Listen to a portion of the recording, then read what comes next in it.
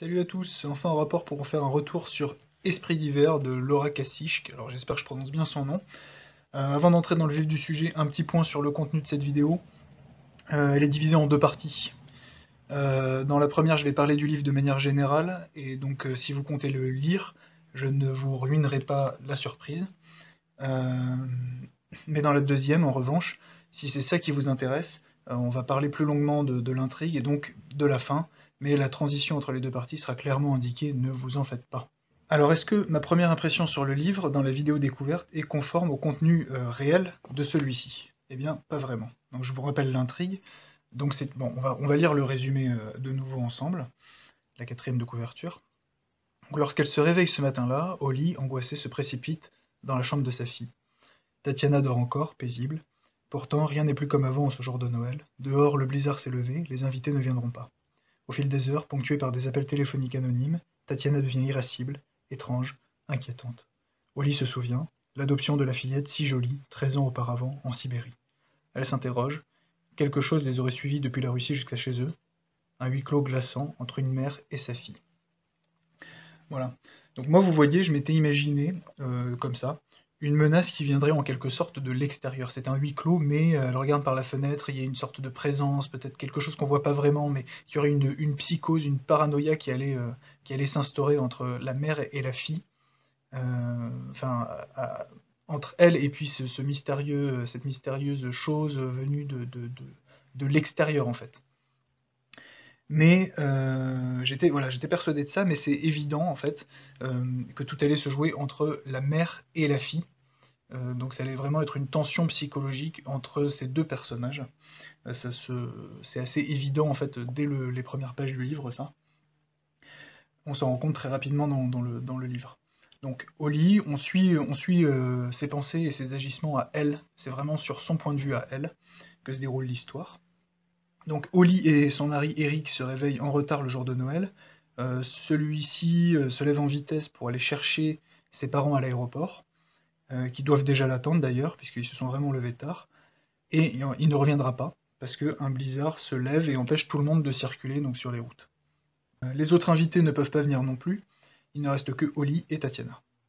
Donc la fille adoptive, qui d'ordinaire se réveille toujours en avance, mais ce jour-là, ce jour de Noël, comme tout le monde est réveillé en retard, bah, elle aussi finalement, et c'est du coup sa mère qui va venir la réveiller. Et à partir de là, elle va être de mauvaise humeur, puisque normalement, la tradition, c'est que euh, ils ouvrent d'abord quelques cadeaux au pied du sapin avant que Eric aille chercher ses parents à l'aéroport, et donc là, bah, la tradition est rompue. Donc elle est vraiment frustrée de ça. Donc elle a un comportement irascible très vite, et c'est un peu celui de l'adolescente typique en pleine crise de rébellion, qui nargue ses parents, qui n'en fait qu'à sa tête, qui provoque. Mais quelque chose cloche, ça va plus loin que ça. Euh, Elle a un comportement vraiment bizarre, notamment le fait qu'elle change à plusieurs reprises de robe, de chaussures et de boucles d'oreilles, par exemple. Elle se change plusieurs fois au cours du roman. Bon, c'est pas le seul fait troublant, hein, évidemment, qu'elle se change comme ça, bien sûr. Là, je vous donne un exemple, mais c'est pour que vous imaginiez un peu de quoi il en retourne, voilà, le type de comportement qu'elle a. Alors, avant qu'on rentre vraiment dans la partie où je vais tout divulgacher pour ceux que ça intéresse, il reste à répondre à la question de si j'ai aimé ou non ce livre. Et la réponse, justement, est oui et non, ou plutôt dans l'autre sens, non et oui. Le non, on va le développer maintenant, et le oui, ce sera dans la deuxième partie, quand je reviendrai sur la fin, donc désolé à ceux qui veulent se garder la surprise, mais vous n'aurez pas les raisons pour le oui. Donc le problème que j'ai eu pendant ma lecture, c'est au niveau du style et des procédés utilisés. Une chose qui m'a vraiment exaspéré, c'est l'abus des mots en italique. Quand c'est bien utilisé au bon moment, ça peut être très pertinent pour renforcer une dimension d'horreur. Mais oui, alors Lovecraft, par exemple, il utilise ce procédé de manière très modérée, hein, très sporadique, mais euh, ça peut, ça fonctionne bien. Mais là, on est clairement dans l'abus, clairement, et j'ai noté quelques passages de manière complètement arbitraire. J'ai feuilleté le livre et puis j'ai noté quelques trucs.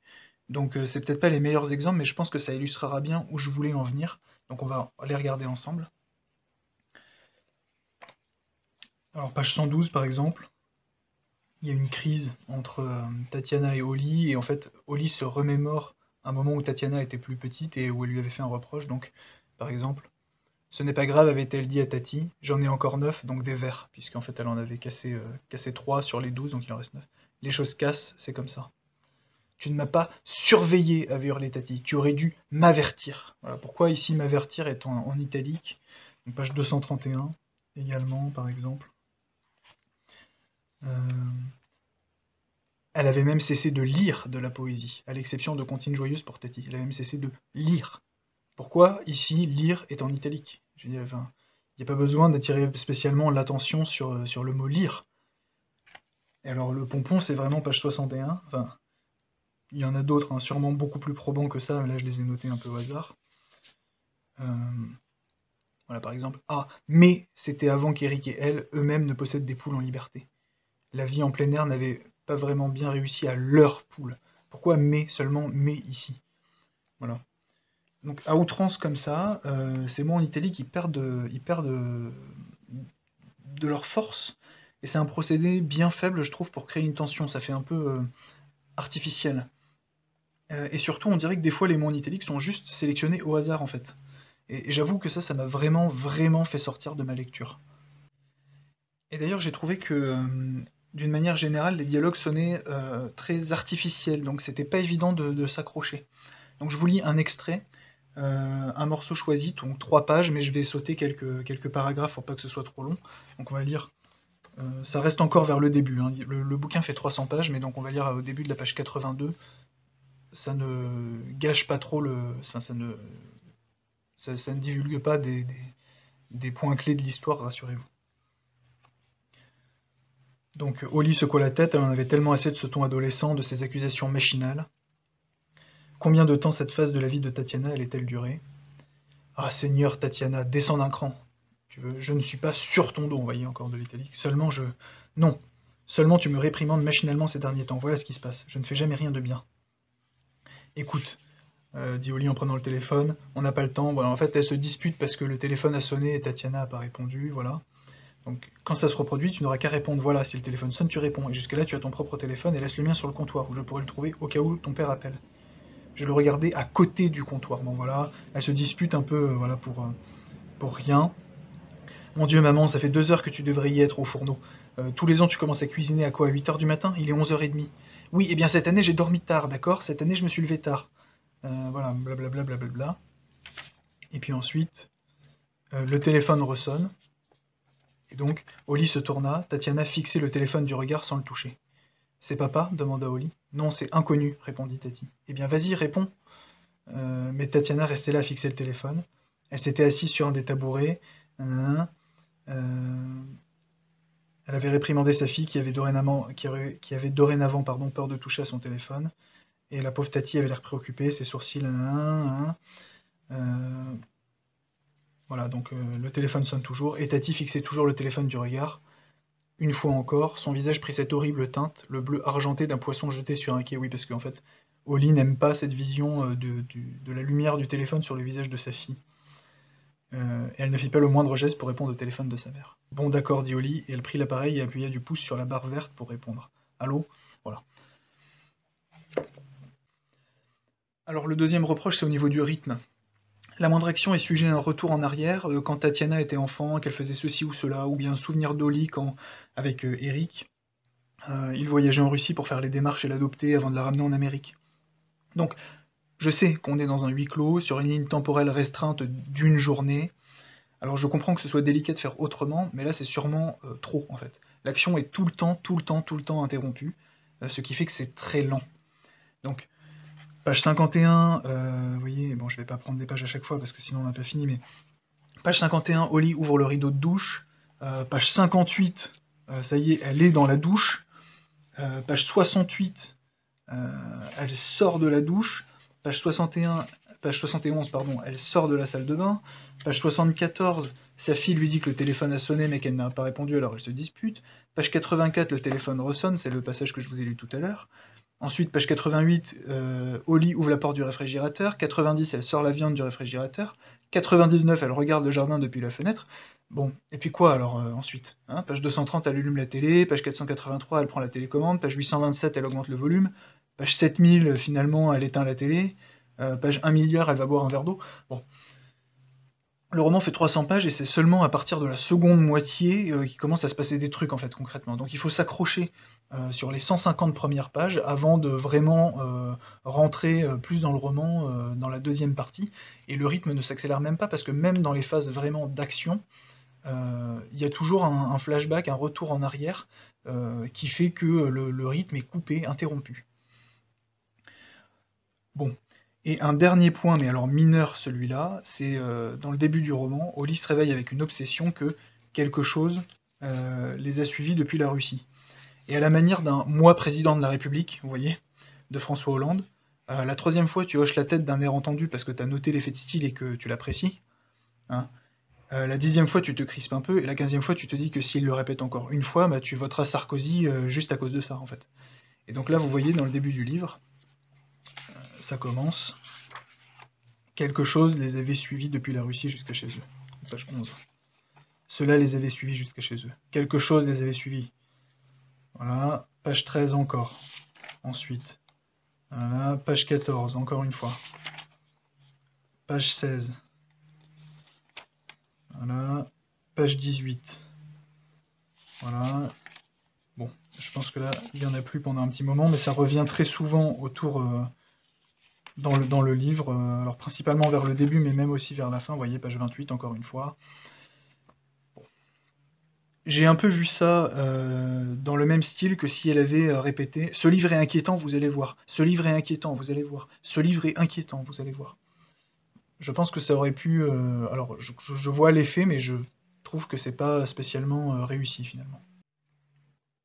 Donc tous ces petits détails, en fait, ont fait que si j'avais pas décidé d'en faire une vidéo, eh ben, très probablement j'aurais arrêté de lire le livre, arrivé vers la page 100, en me disant que ça n'en valait pas la peine. Et j'étais vraiment exaspéré par ce style qui me convenait pas, en fait. Et là on arrive à la partie où je vais détailler les points que j'ai bien aimés, et donc c'est aussi la partie où évidemment je vais divulguer la fin. Donc si vous comptez lire le livre, arrêtez la vidéo maintenant, et pour la transition, je vais demander à Roby de m'aider. Roby ? Don't let your kids watch it. Merci Roby. Donc je vais pas m'étendre plus que ça à détailler point par point chaque détail de l'intrigue, mais on notera que Tatiana est de plus en plus bizarre dans ses propos, et que son comportement n'a pas de sens. Donc Oli lui demande de l'aide, ce qu'elle accepte, puis elle monte immédiatement dans sa chambre, par exemple, et elle s'endort. Et elle finira par casser un verre sans faire exprès, et quand la mère lui demandera d'aller chercher l'aspirateur à la cave, elle dira oui, mais elle ne le fera pas. Voilà, pour quelques exemples. Et en plus de tout ça, l'auteur nous envoie quelques fausses pistes, donc ça c'est attendu hein, évidemment dans un roman comme ça, c'est un procédé classique. Alors certains sont grossiers, c'est pièges tendus. Donc, par exemple la voisine qui serait hystérique, et d'autres sont beaucoup plus subtils. Moi-même je me suis fait avoir j'avais imaginé une autre fin, j'avais une autre hypothèse. Et donc dans les dernières pages, en fait on comprend la vérité, du moins on la devine, on se dit « Ah purée c'est ça », mais en même temps on n'est pas trop sûr. Et ensuite, on nous confirme l'information explicitement de manière implacable, où là, bah, voilà, on n'a plus le choix et on comprend tout. Donc concrètement, à la fin, Oli est au téléphone avec sa meilleure amie, qui devait venir pour Noël, mais qui est aussi bloquée par le blizzard, bien sûr, hein, comme tout le monde. Elle demande à parler à Tatiana, et alors Oli va dans la chambre, mais elle est en train de dormir, Tatiana. Et elle a un moment d'absence, la communication téléphonique se coupe, et Oli place le téléphone dans les mains de Tatiana, délicatement, de sorte que, si ça rappelle, elle puisse être réveillée et prendre l'appel. Donc on lit, donc c'est vraiment la toute fin, là, donc si vous avez toujours pas arrêté la vidéo alors que vous comptez le lire, il faut absolument le faire maintenant. Voilà, donc, en prenant soin de ne pas la déranger, Oli tira le couvre-lit sur l'épaule de sa fille, tapota doucement, caressa le plus légèrement possible ses cheveux brillants, puis elle se pencha, ramassa son téléphone par terre et le porta à son oreille. « Allô » dit-elle. Mais la communication avec Thuy avait été coupée et Oli en fut peiné. Tatiana aurait aimé parler à Thuy, à Perle et à Patty, donc leur famille. Hein. Tatiana aimait Noël, elle aimait souhaiter un joyeux Noël à sa famille et à ses amis.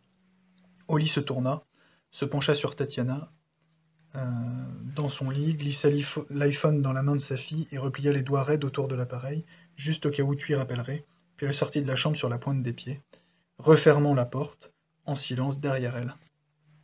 Et ensuite vient le rapport, donc date du décès, 25 décembre 2000, on n'a pas la fin.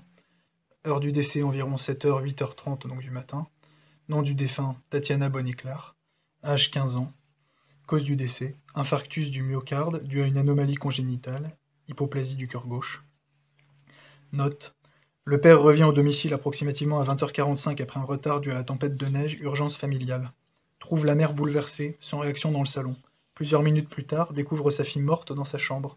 Soupçonne tout d'abord un homicide. Signes de lutte, verre, vaisselle cassée, nourriture, vêtements éparpillés sur les lieux.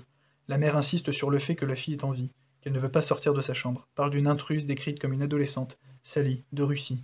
Carnet avec notes récentes et référence au fait d'avoir été suivie. Psychose liée à un stress intense.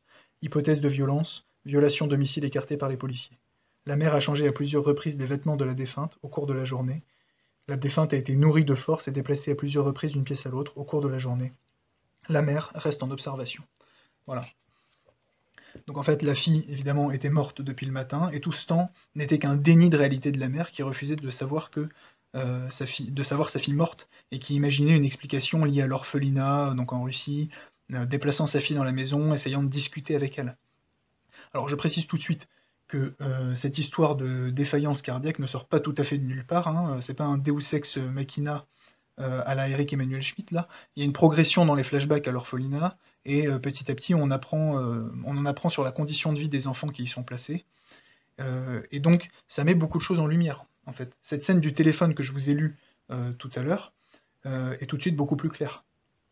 Holly demande à sa fille de répondre, mais elle reste plantée là à fixer le plafond sans cligner des yeux, non pas par insolence d'adolescent défiant ses parents, mais parce qu'elle est morte et que le délire psychotique d'Holly trouve fatalement là sa limite. Là, un mort ne peut pas répondre au téléphone. Donc c'est un livre qu'il faudrait presque lire 2 fois.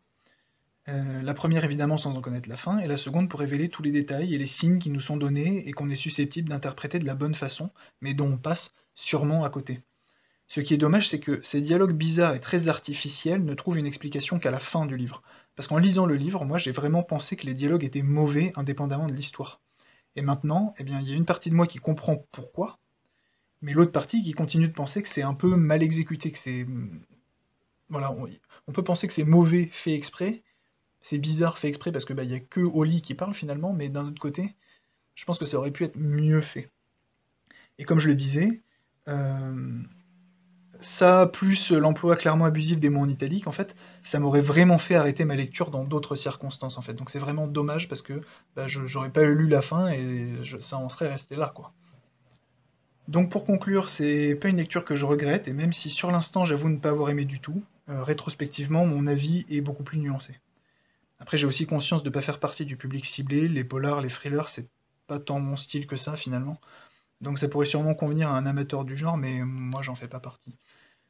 Mais en tout cas, c'était une bonne expérience, c'était la première fois que j'achetais un livre à l'aveugle, comme ça, donc je recommencerai très bientôt pour une nouvelle entrée en tentation. En attendant, merci d'avoir regardé cette vidéo, et à bientôt sur internet. Ciao.